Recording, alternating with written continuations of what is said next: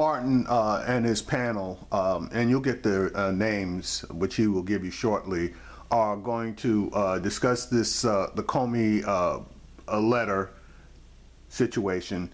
And you're going to notice that the two Republicans, one of them's Armstrong Williams, I can tell you that for sure, are going to take, shall we say, a slightly adversary position to the opinions of the other panelists. Here we go.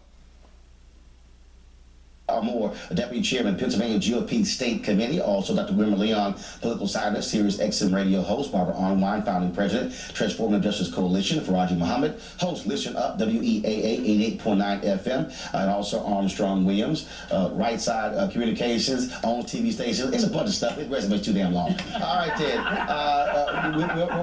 We're going down to the wire here. You've seen the crisscross. Trump be campaigning with Ted Nugent today. The Comey thing, clearly, is what changed his campaign in the past 11 days. Now all of a sudden it's, oops, my bad, we good.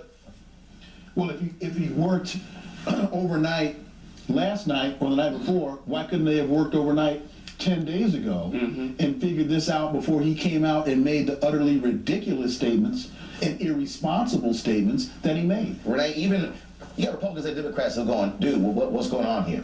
I mean, he threw both sides for a loop. Well, he did. He threw us under the bus and he threw the Democrats under the bus. And it's like, what do you want to do and how are you going to do it? But apparently he wants people to know what he's doing is the right thing. Whether he's going to have a job later or not, I really don't know. But there are some issues around it. Barbara, I don't see how he survives post-election. Oh, he needs to resign right now. There's no doubt about it. I mean, the FBI, Russia, they have no business trying to determine this election. He needs to resign immediately. Faraji, when you have multiple attorney generals, deputy attorney generals on both sides come out and say, you didn't do the right thing, that certainly does not bode well for James Comey. No, absolutely not. And at this point, he looks very incompetent. And so it's going to be important. I mean, the email situation is a big thing. It's been talked about throughout this whole campaign, and for it to come to this type of abrupt ending, it shows that either the agency is going to suffer or the leadership within the agency is going to suffer. Armstrong, tone has obviously changed both sides, where you had Trump, who was enthusiastic 11 days ago, now all of a sudden critical. Clinton, enthusiastic in July, critical, now enthusiastic. As Trump goes down to the wire here, he's crisscrossing the country as well. I mean, this is still a tight election. Well, listen, obviously Mrs. Clinton and all of her life has done a very good job of investing in relationships in the black community. Those are deep-rooted relationships and it's paying off for her. I mean, if Trump had come on shows like you're and granted interviews, the optics of that would have been very good. He was very negligent there. But I also want to say on the issue of FBI Director Comey, you cannot just criticize him because the Attorney General, Loretta Lynch, greatly compromised herself when she allowed that meeting on the tarmac with former President Bill Clinton when she was. But she tried to say. I did not interrupt you. Yeah, but please. Let me finish. So you can't do that. You got to have better judgment. So that all fed into what has led up to this disastrous situation for this country. When you talk about one of the things that I have consistently said that we cannot measure, and that is angry white voters who have set out these elections for the past several cycles. You see a tight race in Michigan. The fact that President Obama is going to be in Michigan today says a whole lot. The Clinton campaign, not sure what's going on there as well. They don't have early voting. You don't have early voting in Pennsylvania. I mean, Trump has to go on a Vegas-like hit 21, 10 hands in a row to win the election because of the number of states he has to win. But the unknown factor, will you see a stampede of these unaffected, disaffected voters tomorrow? Well, listen, I think the beauty of this election is that African Americans are going to decide the fate of Mrs. Clinton and Mr. Trump. That's an incredible position for the African American. Latinos too. Yeah, no, more so the African American vote, because we know from the early voting. No, Armstrong, the African American vote will decide the election based on places like Pennsylvania, Michigan, Wisconsin. The Hispanic vote is going to decide the election in places like Florida, Arizona, and to some extent Colorado. So it's both groups are going to have a say, and together they will decide the election. Where Latinos are, but there are issues with black enthusiasm. That is why Mrs. Clinton is invested in these places and bringing out these big guns who have relationships with the African American community that resonate.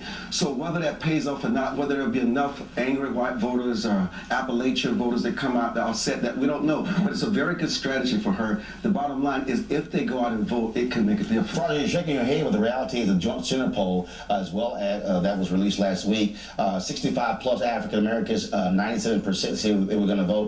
When you got down to 1834, it was 76%. There has been an intensity issue that Clinton, the campaign, has been trying to deal with. Absolutely, but it's not an enthusiasm gap. It's a truth gap that's here. And at this point, you have a lot of black folks that are really looking at and reviewing what what Senator Clinton's record has been, even Donald Trump's record.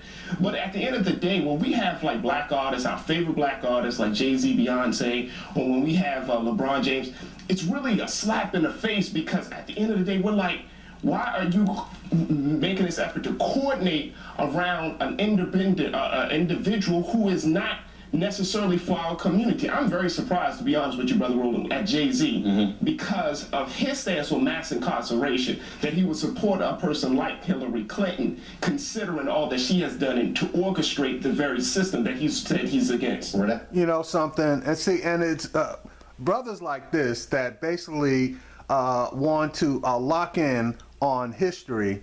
Okay, and again, history is important, but you also need to take into account a person's present position. And he's going to, what he's saying is, no matter what Clinton wants to do now, she should be damned and not supported for positions that she's taken in the past. And specifically what he's talking about is her support for the 1994 crime bill, and also, and maybe he doesn't even realize it, the welfare reform bill that the Clinton administration pushed through. Yeah, I was upset about that, and to some extent still am upset about that. But, okay, she, along with her husband, and it was the bill that he signed, apologized and indicated that they made a mistake. Nobody's perfect. You know, if he wants to jump up and down, one of the places he probably needed to jump up and down on is the Congressional Black Caucus, because the majority of the membership in the Congressional Black Caucus at that time also supported that bill. So you have to look at your two options. If you think that Donald Trump is going to push for any type of criminal justice reform, you're out of your mind. At least you have a commitment from Clinton to do something about criminal justice. Now it's up to the voters, it's up to us, once she gets elected, if that is in fact the case, to hold her feet to the fire regarding criminal justice reform. But for you to make a statement that people shouldn't support her because of that past, no, I'm not buying that.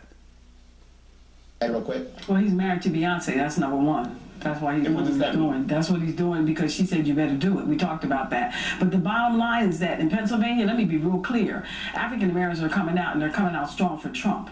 And he's been out there, his daughter, his whole family has been out there, whether we shake our heads or not. That's reality. We've been out there talking to people and letting people know what the real is. It has never been this close in Pennsylvania, and he has a chance. Okay, now she's spewing a bunch of crap, because all of the polls do not support the statement that she just made. African Americans may not be as enthusiastic for Hillary Clinton, but they absolutely cannot stand Donald Trump. Donald Trump supposedly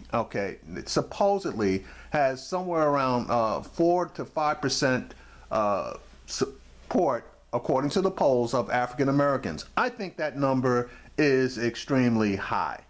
I'm going to be honest with you. Because when President Obama got elected, there were some precincts in Philadelphia where President Obama received 100% support. That was when he ran against Romney. Romney got 0, as in 0 votes. So for her to say a whole lot of black people are going to come out for Donald Trump, that's a bunch of crap. So she swallowed the Republican Kool-Aid, and more specifically, I just cannot understand how she swallows the Trump Kool-Aid, but she swallowed it. Here we go. You say no. No, of course not. Listen, in 2012, what was the top story? In January of 2012, the top story was that African Americans weren't going to vote. I mean, come on, you guys. And African Americans turned out in record numbers. The reality is that these pundits never get it right. African Americans understand the power of their vote, the importance of their vote, and they're going to vote. Hold tight 1 second. We're going to talk about polls next week. Not for Trump. Hold tight 1 second. We're going to talk about polls. All right, so, and that's in fact the case. The African American community normally are one of the, if not the highest voting community percentage-wise versus the white community and also the Hispanic community. But this year, the Hispanic community has got a cause, so they are probably going to surpass the black community as far as the percentage of vote is concerned.